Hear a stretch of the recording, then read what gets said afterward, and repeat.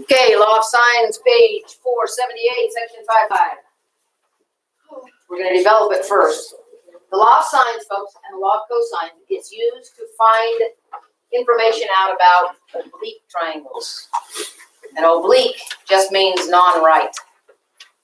We've done an awful lot of right triangle trig on the unit circle by drawing angles, like terminal angles, and dropping a leg down to the x-axis. We've done a lot with right triangles. Now we're going to spend a little bit of time at the end of this chapter, because there's a lot of triangles out there that are not right triangles, but we're going to be able to use trig on them anyway if we do a little bit of development of some ideas.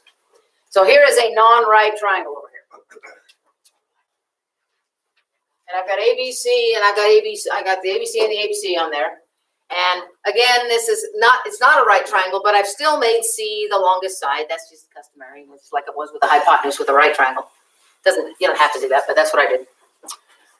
And if I wanted to know, for example, a relationship, how to find little b or little a or little c, or even one of the other angles, I don't have any way to do that. So what we do when we're trying to develop something new is we go back to something familiar and see if we can expand it. So I'm going to drop an altitude right here so that I've got some right triangles. I'm going to call this H because it's the height of the triangle. What? Did you start your video?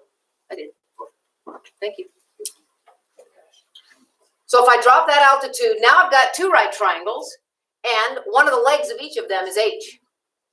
So now I can go back to what I had before and see if I can come up with some extra relationships here. We'll see what happens. Can anybody tell me, since this is the law of sines, let's do sines. Can anybody tell me what the sign of B is? Capital B.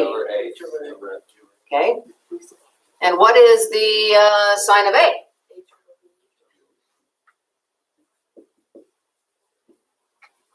So if I do kind of like we did with that tangent problem you had on the last test, and I solve these, I do some cross multiplying and solve them both, then I get this. I get the sine of, or A, sine B is equal to H, right? And B sine A is equal to H. And it's the same H. Different triangle, same H, yeah? Which means that A sine B is equal to B sine A. And we could have left it at that.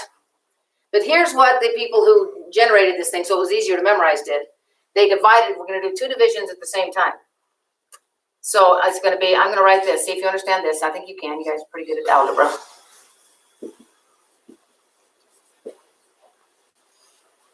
That seem reasonable? Divide that side by A, at the same time divide that side by B, divide the B over. Now I've got my B's and my A's together. They're a fraction, but they're together. And I need you to understand that if I extend it, and I'm not going to do this because it would be arduous. You just have to trust me. It's not hard to trust me on this one. If I extended this out like this and drew the altitude to this, I could make the same argument for this, that this is also equal to the sine of C over little c. I could make that argument. It would be hard to do, and I don't want to spend the time there. I want to spend the time teaching how to use this. Okay? Does that seem reasonable? Okay, follows through. This is called the law of sines. And notice that it is not even remotely dependent upon that being on H. There's no H in there. So even if I take this out of the picture now, take all right angles out of the picture and go back to the original, that's still true. The sine of big B over its opposite is equal to the sine of A over its opposite is equal to the sine of C over its opposite. That's how you memorize it. You don't memorize it according to A, B, and C. You say, I've got an oblique triangle. The sine of an angle over its opposite side will be equal to the sine of any other angle over its opposite side. And I need you to understand, you only use these two at a time as a proportion so that you can cross multiply. But they're all three equal to each other, but you never use all three at once. You use these two, or you use these two, or you use those two. Okay? You with me there? But they're all three equal, but just don't use them all at the same time. Okay, now I want to review something else with you really quick before I take off on some problem solving here. Do you remember from geometry, when you were trying to prove triangles were equal, do you remember the 3-letter combinations that were valid? Like side, angle, side. Side angle side, was that a valid one? Since I already gave that to you. Side angle side was a good one. There's the ASS. There's the ASS, that's true. That was not a good one. So I'm going to put a, this was no good. I'm going to put an X by it. What about side, side, side? Yeah. Side, side, side was good. Angle, angle, side? Angle, angle side, good. Angle, wait, no, side, wait. Side, side, angle? That's Does the this order one. matter? That's this one. Angle, side, angle. That's also a good one. What's the left? There are 6 combinations. Angle, angle, angle, and that one was no good because all that does is produce similar triangles, but they're never guaranteed to be the same size because you don't have anything about the length of a side, right? So this one was no good either. These 4 were okay. This one was bad, and I'm going to remind you why, because this is what we call the ambiguous case, and that's where things are going to cause you trouble today. We have to learn about the ambiguous case. It's actually kind of interesting, so don't balk at it. But these guys right here, all of these 4, I'm going to go ahead and erase this one. It's on video. I mean, if that one's gone. This one I will consider in a minute. I'm going to box it up. These 4 that remain, here's the deal. If there is, among the 4 that remain here, if there is a surplus of angles in the statement, more angles than sides, like these 2, then this is going to be a law of sines. That's what we're going to deal with today. If it's the other way, where there's a surplus of sides, 3 sides or 2 sides, it's going to be the law of cosines. And we'll discuss that tomorrow. But everything you're going to face today on the exercises will be like this or this. And the ambiguous case is where things are going to slow you down a little bit. But if it's one of these, if the information, what I'm saying is, if the information given on the triangle, given to you to work with, is in this pattern or this one, law of sines is going to fall right out. You'll be able to find anything you want. If you have 2 angles and a side in either one of these patterns that's given to you. You'll be able to find a couple of things in this case. Well, there'll either be no solution, 1 solution, or 2 solutions. That's why it's called the ambiguous case, because it's possible to get all 3 combinations. Either it won't work at all, there will be 1 solution, or there might be 2. And that's what we have to spend most of our time on. These guys right here, if things fall right out of that, if you understand how to use proportional reasoning here. So I'm going to do a few of these first, just to get you acclimated. Then we're going to talk about this. Does the ambiguous one work for cosine as well? No. The ambiguous case is only a law of sines problem. And so when we discuss the next one tomorrow, it's going to take a lot shorter time. Well, law of cosines is much more involved, so it may take us a little bit of time. But it only applies to side angle side and side side side. That's it. The ambiguous case is exclusive to law of sines. Okay? All right, I'm going to erase this because I got to stay on this board. So if anybody wants a picture, you better do it now. And if you don't, that's fine. I'm just saying.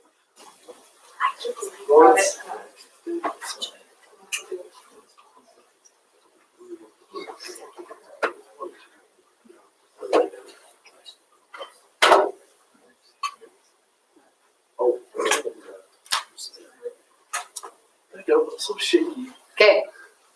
All right. Everybody. Okay. Here we go. Get rid of this. I'll leave that up there. That's going to be kind of a reference we're going to use in a few minutes. So let's take a triangle like I just had there, but I'm going to put some stuff on it. This is A, B, and C. And I'm going to give you a couple of things right on the picture. I'm going to tell you that C is 28. And that's a side. I need 2 angles. I'm going to give you, I don't want it to be angle side side though. No, it won't be. It won't be. Okay. So let's say that this angle here is 39 degrees.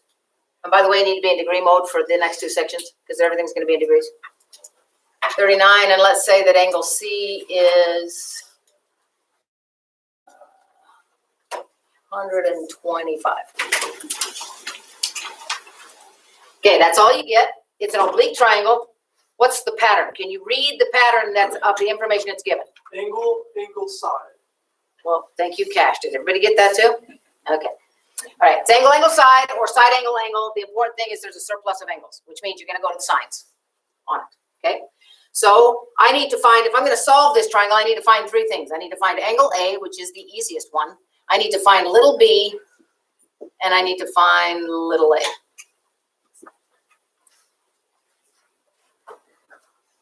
So, Wait a second. what? I'll go ahead and put the things on here. I need to find little b and little a. And big A is missing. Big A is the easiest.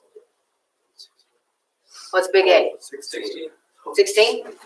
Boy, that's pretty tiny. Okay, that's because I chose such big angles there. Okay, so if I'm going to go after little b using the law of sines, I would say the sine of 39 over b is equal to the sine of 125 over 28. I have to choose the angle side combination that I know the angle and its opposite, so that there's only one thing missing, and that's little b. Y'all see it? The sine of an angle over its opposite equals the sine of an angle over its opposite. You have to choose the right one so that one of your ratios is made up entirely of numbers, not variables. You wouldn't want to do the sine of 39 over b and the sine of 16 over a. That would be dumb because you got a b and an a in your equation. It's not good. Use the c's. Okay, cross multiply. We get 28 sine 39 equals b sine 125. And the cross multiplying, divide, you get 28 sine 39 divided by sine 125. That's so crazy. That was all it works. That's all it needs, and that will give you a little b. I can't believe this actually works. Make sure you're closing parentheses. Don't type so fast that you go see on that 39 before you hit your divide sign. Do it accurately. Anybody have a little b? To say the nearest hundredth.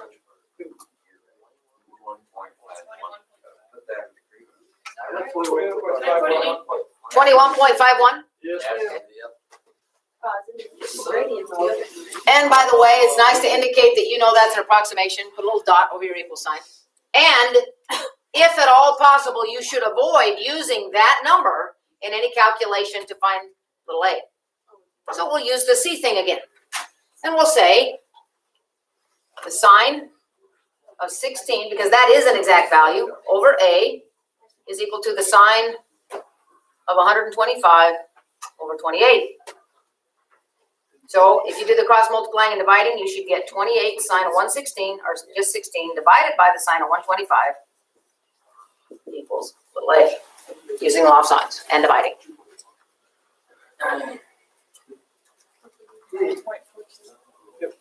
9.42. Does that seem reasonable to you? Yeah. This is a very tiny angle. This is obviously the smallest side, and it's quite a bit smaller than either of the other two. So yeah, I'd say that's okay. Okay. Your smallest side always has to end up opposite of your smallest angle. So if it doesn't, you've done some bad calculating. It's just a quick check to see.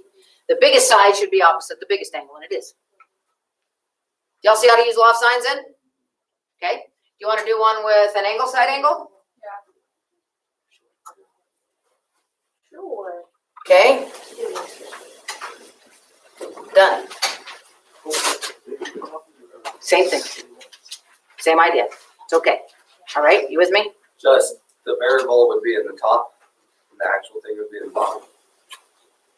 It would be, yeah, and you would use, oh, sorry, angle side angle. You would, oh, I guess I better do this one because finding side, oh no, angle C is easy to find, right? Yeah. Yeah, and then you can find the two remaining little sides right there the same way we did. Are you all right with that? So it doesn't matter. You have a surplus of angles. You're looking for the remaining sides. If you have a surplus of angles, it means the third angle is going to be super easy to find. And then you can use that angle measure to find the two remaining little sides, whatever they are, in either order. You just got to, one of your ratios in your proportion needs to be made up of the one angle that you know and the one side that you know.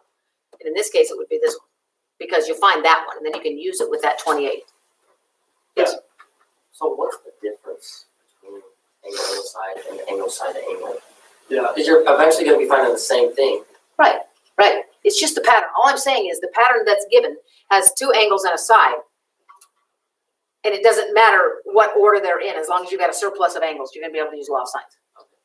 Okay? That's all I'm saying. We good on this? Yep. Okay. Now, I want to talk to you about the ambiguous case, because that's where you're going to spend most of your time. I shouldn't say, well, that's where you're going to spend most of your time, but you won't get very many problems done because it takes a little while to consider, especially takes a little while for me to explain. Okay? Now, let me remind you why we taught you in geometry, because this spells something you probably should write on your paper and show everybody. that's no good. That's how we taught you to remember it. But there was a reason why, and that reason is really important that you understand now. We taught it to you in geometry. You may or may not have gotten it. You just remembered, oh, I can't use that one to prove triangles are congruent. Now we have to consider why, and we have to take into account that there may be something we can do with that. It's kind of like this, when people said, it's the same idea when your teacher said 8 minus 3 is not equal to 3 minus 8. It is not, so forget that. You can't subtract it any order you want. Let's move on. It's true, these are not equal, but they are related. And that relationship can lead to lots of cool things in algebra. Same thing here. We taught you in geometry. Angle side side doesn't work. Don't use it. Okay, I'll remember that. Now you have to consider why, because now we are going to use it. Okay, so here's the reason why. If you have something like this, a triangle, whether it's right or not, doesn't really make any difference, and you have an angle over here that's known. I'm just going to mark it. I'm not going to tell you what it is. There's an angle that has been given to you. You cannot change that angle. And this side is fixed at a certain length, and this side is fixed at a certain length. Can you see that that's angle side side? Yeah. Okay. The reason why you can't use it to prove two triangles are congruent is because there are two different, completely different shaped triangles that have this same fixed angle, this fixed side and this fixed side, and it has to do with the swinging leg, and the swinging leg is always opposite the angle. That's going to become really important in a minute, because that's how I'm not going to use A, B's, and C's to teach it. To teach what I'm going to show you. What happens is if you put a little, like one of those little brads that you used to put in the elbows of your skeletons around Halloween when you were in elementary school, you put one of those brads right there and let this thing swing. This thing is a fixed length, yes, but as it swings like a compass, as it swings like this, if we let it swing over to here, it will eventually hit this side again, right? And it will be the same length as it was before. So what we really have is this original triangle like this, and we also have this obtuse triangle like this that has the same fixed angle, the same fixed side, and the same fixed side here. And they are not even close to being congruent. Right? You follow me? All right. In this case, you will get two different triangles. This one and this one. And you have to find them both. That's the two case. That's the two solution case. Now let me tell you, if you're not concentrating and you haven't concentrated before, concentrate now. You have to look for two solutions if the pattern is angle side side and the side opposite the angle is shorter than the side attached to it. Can we say that again? Yes. This side over here that's opposite the angle that's given, if it is shorter than the other one that's attached to it, if this one is shorter than this attached one, you're going to have two cases. Here's why you will only have one case if that's the other way around. If it's longer over here and shorter over here, let me show you that. If I have a situation like this, and this angle is fixed, and this side is fixed, and this side is fixed, the only one that, you understand that this leg is not eligible to swing because I've changed that angle? This is the only one eligible to swing. You swing that guy, he's going to swing way wide and never hit again because he's longer. You see that?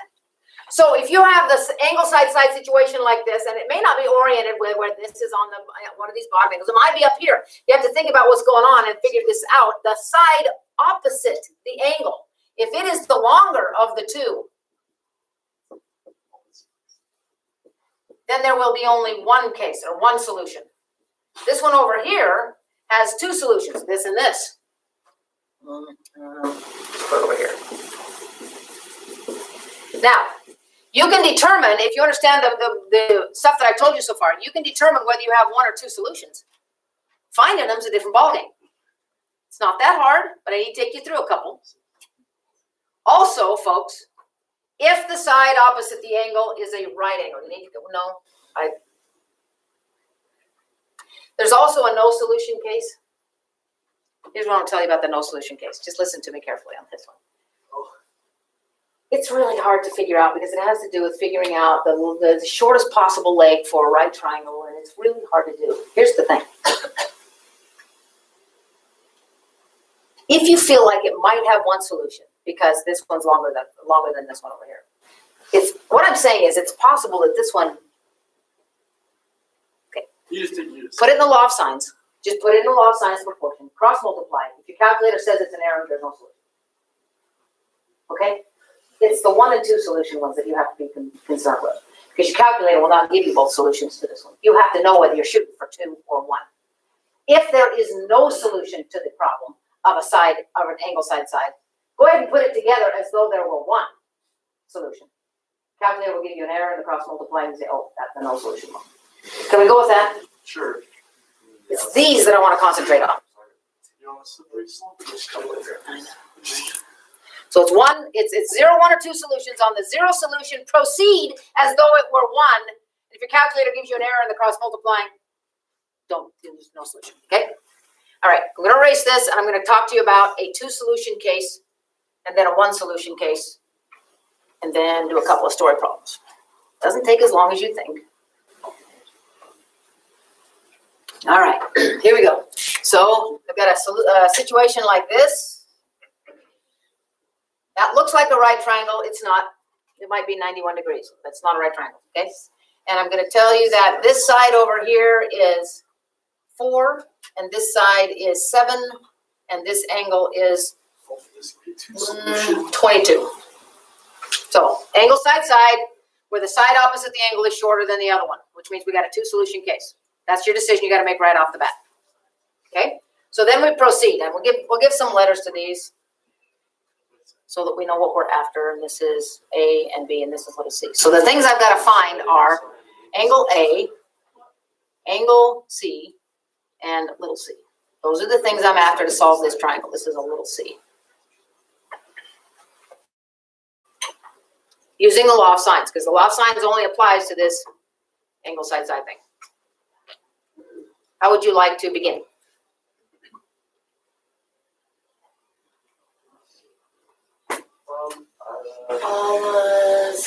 Let's find C. Little c? I think we better find big A first. Here's why. Because I have all the pieces of this I need, and I have some of the pieces of this, and I have none of the pieces of this. You know what I'm saying? Yeah. So I think I want to go after big A first. You see the decision? Okay, so we're going to start out with what? Sine A.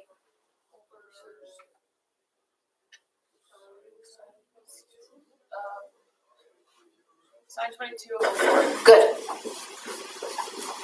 So we're going after this triangle as the one pictured here. We haven't gone after the one that's going to be swinging sides in just a minute. We're just going after it the way it is, the way it's pictured. Okay? All right, so cross multiply, we get 4 sine A equals 7 sine 22 in the cross multiplying. We divide by 4, we get the sine of A equals 7 sine of 22 over 4. How do you find A? Capital A. Yeah, and a lot of you on your test couldn't finish that problem because you didn't know how to get at an angle. To get rid of a sine, you do its inverse. Just like when you get rid of a square, you do its inverse. Just like when you get rid of a negative number, you add. You got to do its inverse. So A is going to be the inverse sine of this ratio.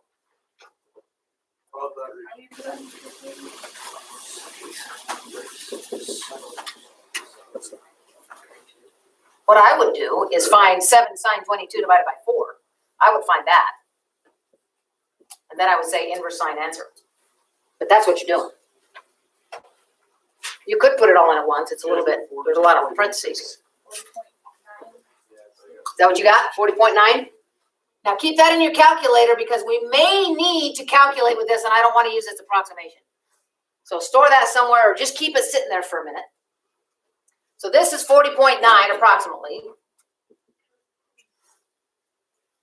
And finding big C is really, really easy now, especially if you have not erased this. All you got to do is go 180 minus answer minus 22, right? That way you haven't approximated anything? I mean, yeah. What is it? 117 point. 04. Okay. All right. So I assume that one was 9.6? Yes. 40.96? Okay. All right. All right. So we have those. How are we going to find little c? It's 42.8. Right, we're gonna have to do the sign of answer over little c equals, because that's the most current answer, right? That's the most current answer you have in your calculator?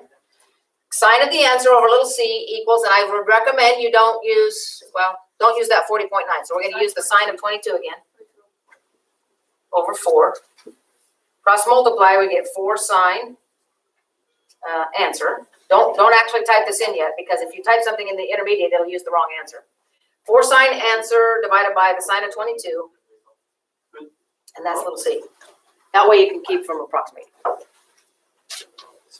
Wait, so type in answer? No, wait.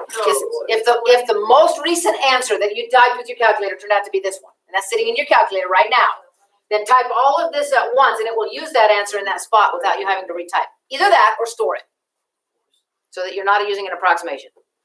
So 4 sign answer, if the most recent answer was 117.04, blah, blah, blah. 4 sign answer, make sure to close that, divided by sign 22. I got 9.51. Could you please release the golfer? Good luck. 9.51, is that what we got? Yeah. Okay, all right. That's one answer. Are you a golfer? No, but I got called out there.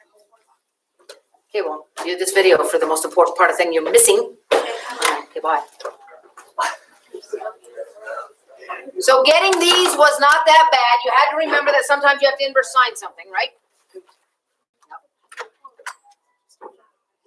Now we got to go find the other one, and that's where things start happening. Okay, so I'm going to erase this. I'm going to keep these solutions up here because I'm also going to have another solution, which is an angle A, an angle C, and a little c from another triangle that comes from this by swinging that short leg. Have fun. Okay, so I'm going to get rid of all this work. I'm going to keep that solution. I'm going to get rid of this work, and I'm going to draw another triangle. A triangle that comes from swinging that leg. And I'm going to show you something that your book author, the author of the book, either, well, I'm sure he realized it, but he doesn't teach it. I'm going to teach it to you. It's going to make things a little better for you. If I swing this leg over to here and draw the resulting triangle, it looks like this. That's pretty crappy, but I'm drawing it that way. It's 22. This is still 7. This is still 4. I know it doesn't look like it. Just go with me on it. This is little c now, and little c is the big C because we shortened it by swinging that leg. And this is, well, none of these will be the same. And this is also call it A. This is A now. A has come clear over to here in the writing. This is B. This is C. And so it's this triangle I'm now solving. Actually, I'm going to put this like this so that it matches here. Angle A, angle C, and little c. I got to go find those for this triangle. Now, here's something that your author does not show you, that I'm going to show you, will make your life a little bit simpler. Oh, you're so kind. I know. Okay, in of this leg, we threw out this triangle in favor of this one because that's the new triangle, right? But again, we don't want to just throw it away because look, the triangle throw away is isosceles, isn't it? Which means that this that we found before is still the same. Base angles are equal in an isosceles triangle. Yeah. So all I got to do is take 180 minus 40.9 to get this one. I was wondering where it did different. I was like, this is the same. He doesn't teach you that. He wants you to use a whole bunch of weird things about first and second quadrants and equivalent triangles and all kinds of stuff like that. We use this directly from the picture. This new angle right here, angle A, is going to be 180 minus 40.9. Well, 139.04. Yeah?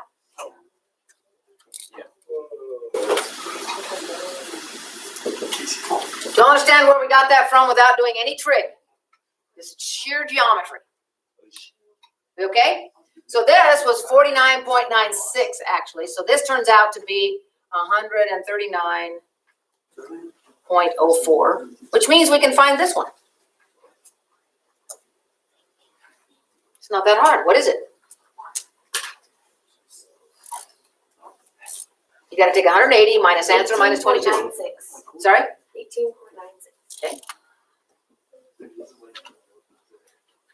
All right, so this is 18.96. We'll put that right in the picture.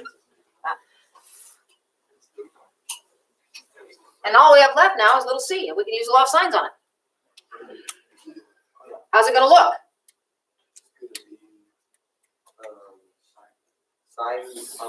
Sign answer, is that okay? Have you still got that 18.96 and all its unapproximatedness in there? Or well, it wouldn't be that unapproximated because we just used the 2 decimal right here. Okay, all right, okay.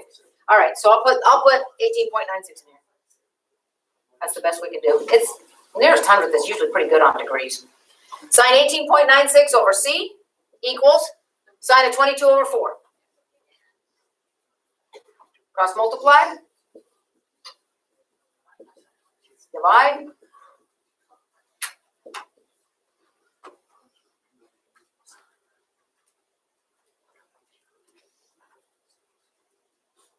What's the difference between SAS and ASS? 3.4, The positioning of the angles and sides. What? 3.47. That seem about right? Pretty short. 3.47. This is 4, this is 3.5. And these are practically the same. This is practically isosceles in its own right. So these should be about the same. That's about right. See what I mean? Whoa. So 2 solutions. This one and this one. One's obtuse, one's acute. So every time you have an isosceles So, triangle, you subtract the Sign, base. Well, every time you have a 2-solution case, the swinging of that leg creates an isosceles that we throw away. So this angle that we found in the first go around is the same as this one, which means this is its supplement. And this is an easy subtraction. So finding those angles in the second case is not that hard if you realize the triangle thrown out was isosceles. We good? Follow that 2-solution case? Okay. And you only have 2 solutions when what's the situation where you get 2? Shorter leg. Opposite. Yeah, the shorter leg is opposite the given angle. Okay, then you have 2 solutions. If this one's longer than this one, then you only have 1, go after it. If your calculator gives you an error, then there's no solution. What's we're doing on that one, okay? All right, now, a couple of story problems dealing with the law of signs. You won't have a lot of these to do. But you may have 1 or 2. You want to draw these pictures. I'm going to get rid of it now.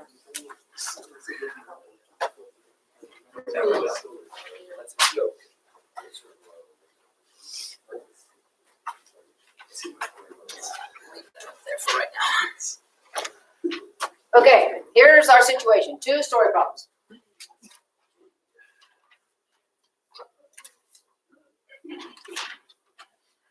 Example 4 on page 482, if you want to follow with me.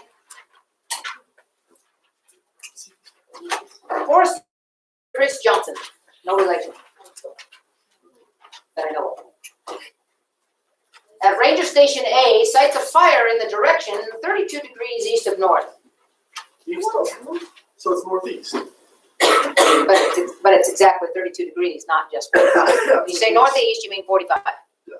This is 32 degrees north of east. We'll figure out how to translate that. So he spots this fire from where he's looking. Ranger Rick Ford is at Station B, 10 miles due east of A, and he sights the same fire at 40 degrees west of north. Question is, what we got to do is find the distance from each ranger station to the fire. So east is which direction? I'm sorry. Right. If I draw a compass, which one's east? The right one.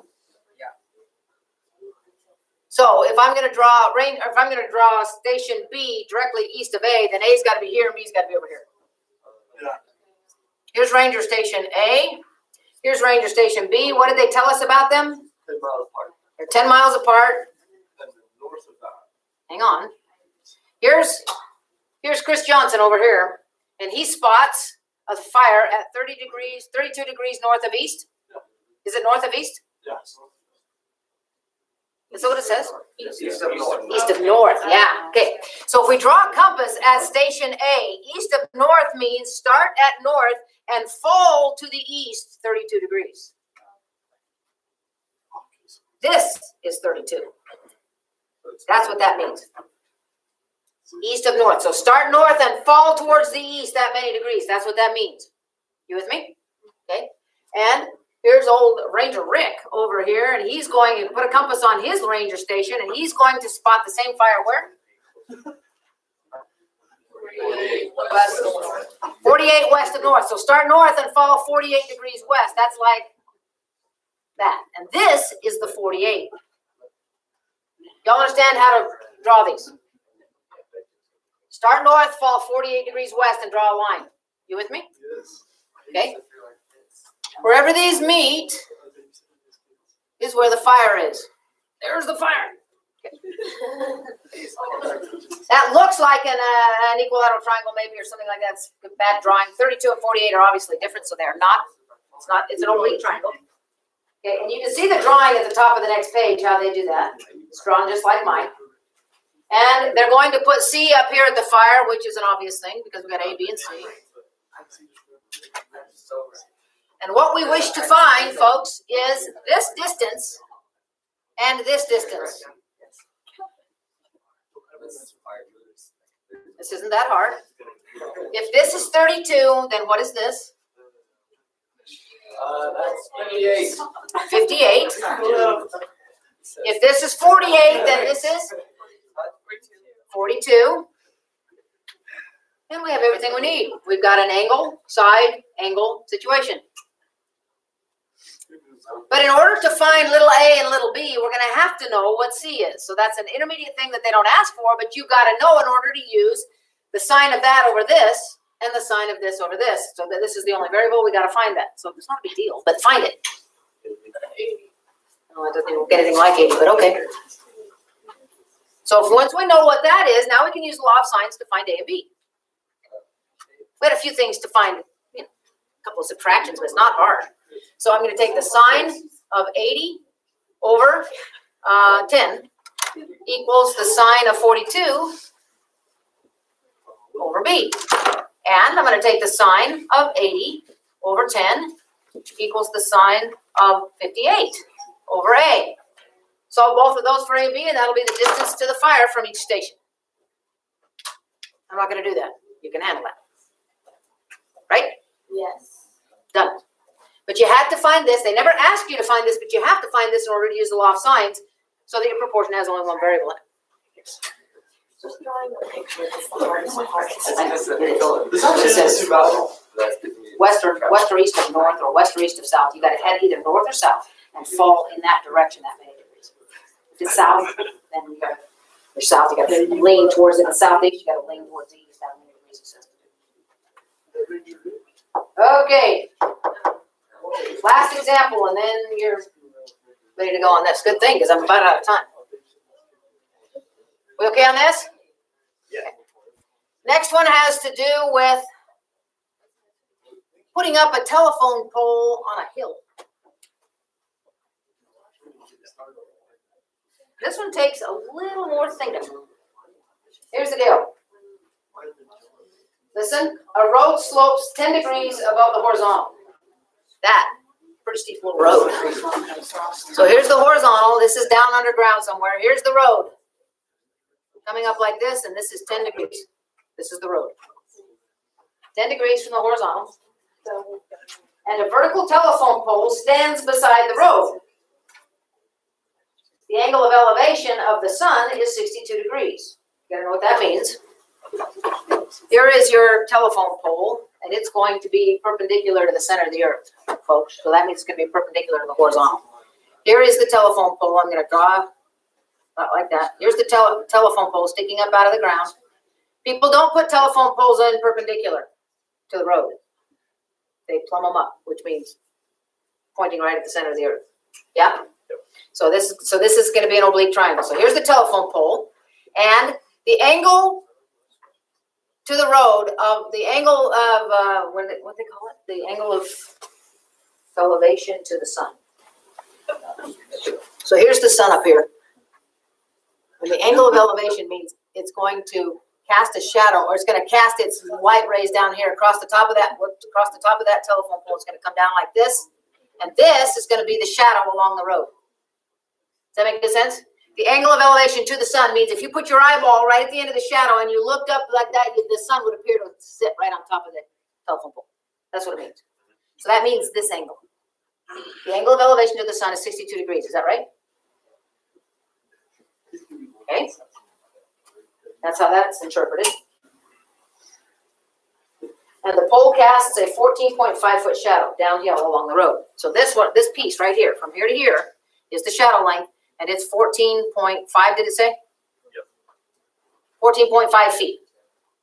I'll go ahead and make a little notation so that we can get this right. I think the question asks how tall is the telephone pole? Is that right? Yes, I can tell.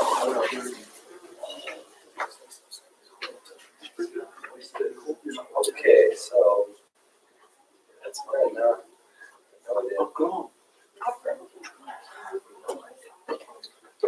What's the 14.58? What is that for? That's the length of the shadow. Oh, and it tells us that? I think so. So.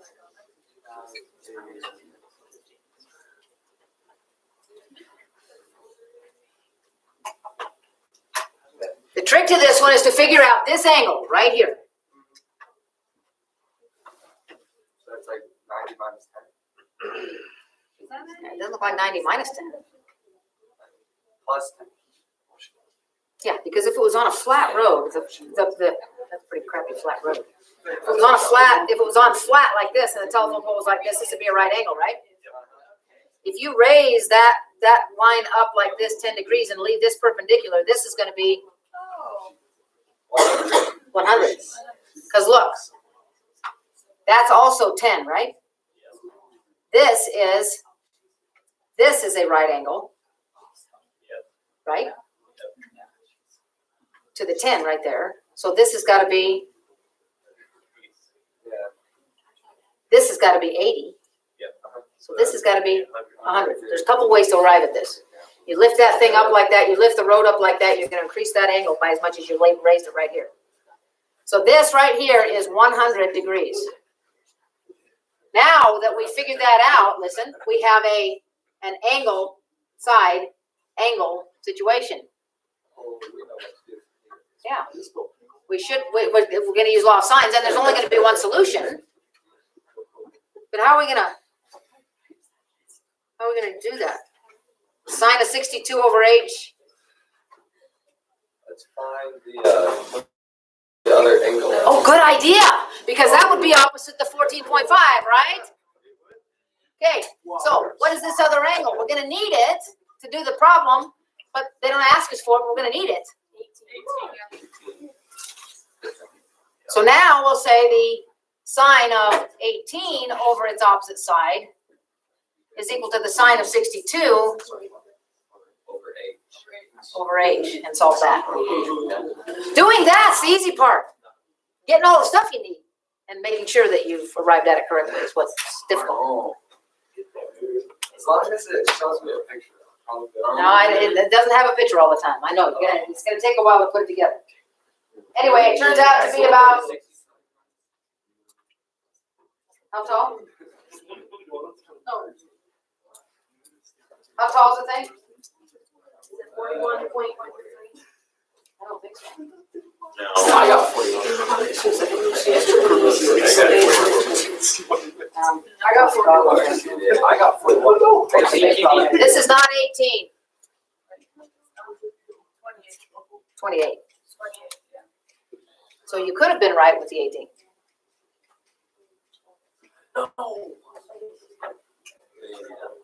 32 is actually 52. Oh, yeah. Hang on a minute. Hang on. I screwed up. Bad screw up. Sorry. My fault. Come back here. This is the this is where you're going to get hung up here. This is not 62 either. It's the angle of elevation with the horizontal is 62. This is 52. This is 62. This was 10. This is 62. Angle of elevation of the sun means from the horizontal. So this was 62. This is 52. That's why that's 28. So we have to subtract by 10. Darn it, that's gonna Now do that calculation. Should come up with the right answer. Yeah, that wasn't 62, it's 52. Because of the 10. 24.3. Okay. 24.3 feet high. Don't make the mistakes I did. As you turn the page and see, they do provide lots of pictures. But sometimes they don't. Sometimes the pictures are not there. Anyway, good luck. I'm glad I'm not doing this assignment. See you, bye. It's easier than the last few. This is